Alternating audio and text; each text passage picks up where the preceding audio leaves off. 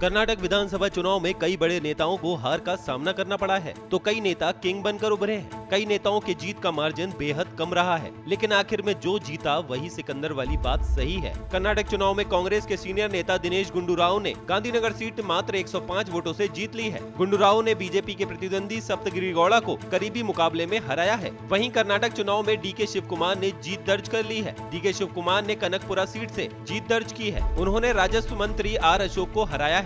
कांग्रेस उम्मीदवार सी पुट्टारंगी शेट्टी ने बीजेपी के वी सोमन्ना को 4913 वोटों से मात दे दी है।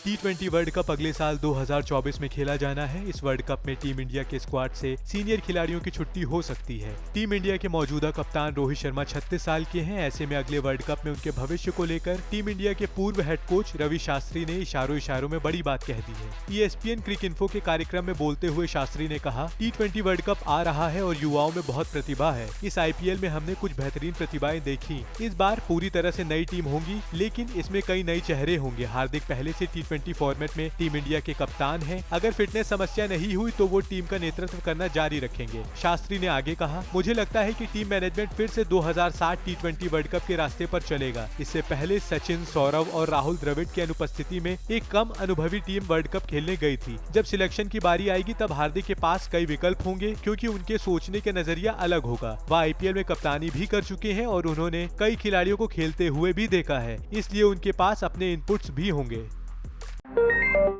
एक्ट्रेस परिणीति चोपड़ा ने साल 2011 में फिल्म लेडीज वर्सेस रिकी बहल के साथ अपना बॉलीवुड डेब्यू किया था।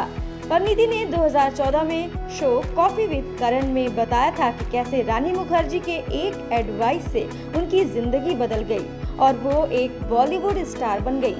परिणीति ने कहा था कि एक दिन के अंदर सब कुछ बदल गया। मैं रानी मुखर्जी को मैनेज कर रही थी। मैं एक बैकअप मैनेजर थी, क्योंकि उनकी मैनेजर कहीं और बिजी थी। उस दिन उन्होंने मुझसे कहा कि आप प्रियंका की कजिन हैं, आप एक्ट्रेस क्यों नहीं हैं? मैंने कहा, नहीं मैम, मुझे एक्ट्रेस नहीं बनना है, वगैरह वगैरह। लेकिन उन्होंने कहा कि अगर तुम एक्ट्रेस बनोगी तो तुम एक बेहतरीन एक्ट्रेस बनोगी। कर्नाटक विधानसभा चुनाव परिणाम पर पश्चिम बंगाल के मुख्यमंत्री ममता बनर्जी वहां की जनता को धन्यवाद दिया है। साथ ही कहा कि यह चुनाव परिणाम भाजपा के अंत की शुरुआत है और अगले साल के लोकसभा चुनाव में भाजपा 100 सीटों पर सिमट जाएगी। आने वाला चुनाव में बीजेपी को हारना